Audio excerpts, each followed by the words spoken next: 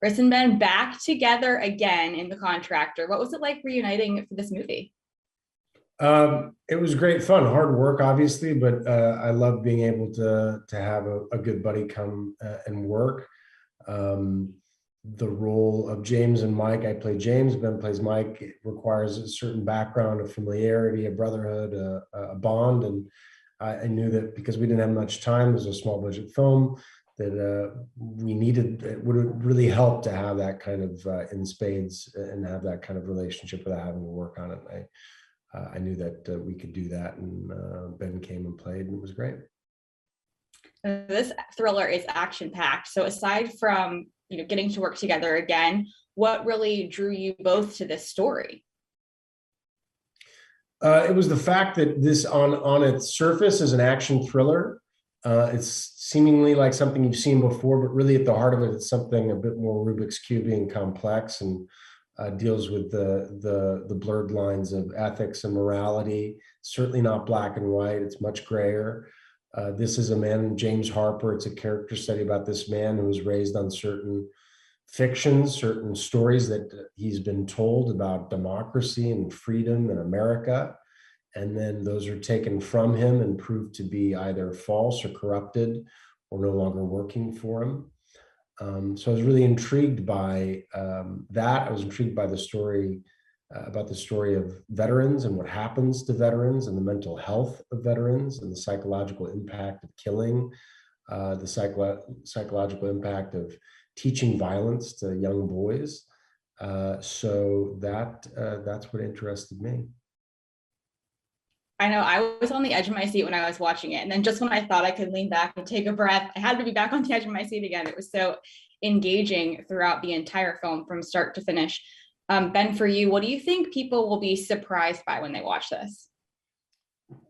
I think to speak to what Chris was saying, which is the film could be spoken about as a down the line action thriller. And what I think they'd be surprised about, and what we were at least going for, was the cost of violence and allowing every bullet fired, every knife pulled, every chase sequence, hopefully, though exciting and keeps you on the edge of your seat, also has an emotional cost, particularly for James's journey. It's not violence for violence sake. It's the cost of war. Ben, what is your, what is it like being back with Chris, and what is your friendship like off screen? It's coming to work. I don't play. I'm not a musician, but my friends are, and the way they speak about music and playing together. Chris is a wonderful. I mean, he's also a musician himself. I don't have that, but I've heard him say, and it's you're jamming with somebody, you're listening to each other, you're riffing off things, and it becomes so much more lively. Quite often, it feels that actors come to work to defend their character and only their character.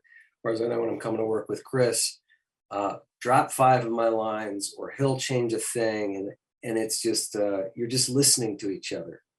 So that's a deeply rewarding feeling coming to work.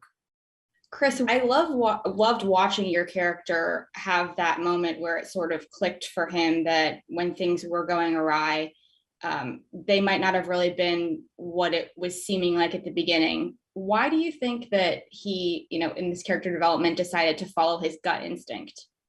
I think it really all probably starts in the pivotal scene where, the protagonist, James Harper, is with the seeming bad guy, and he just knows something is not right. And it's almost a instinct of a family instinct. He can sense that this guy is just not what he's made up to be. And then the chips start falling. So to your question, why does he trust his instinct? It's because I think it's the only true thing that's left, and he can smell bullshit. And he was compelled into this bullshit experiment of contracting work, this particular experiment, because he was desperate.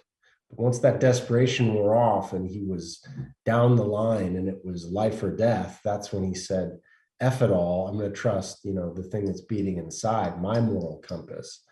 Ben, your character really has a strong dedication to his family, being there for his family, providing for his family. That also carried through the entire film. Why was that an important role to play? And did you bring any of your own experiences as a father into the position? I'm trying to get right on the dates. When we shot this, I believe we were expecting our second. And the need to provide for your family, doesn't matter who you are or what you are, it is a deep instinct. And when that instinct becomes your moral compass,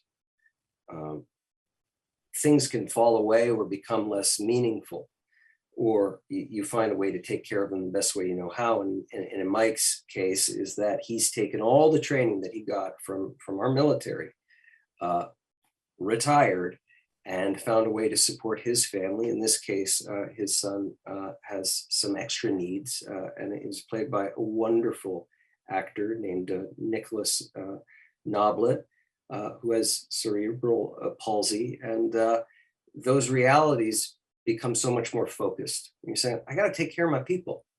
Let's go do this mission. We're going to make some cash. I've been trained in this way. I'm going to bring in my buddy and it's all going to be fine. And it's not always the case. So how much are you going to sacrifice to take care of your little country called family? Mm. Mm.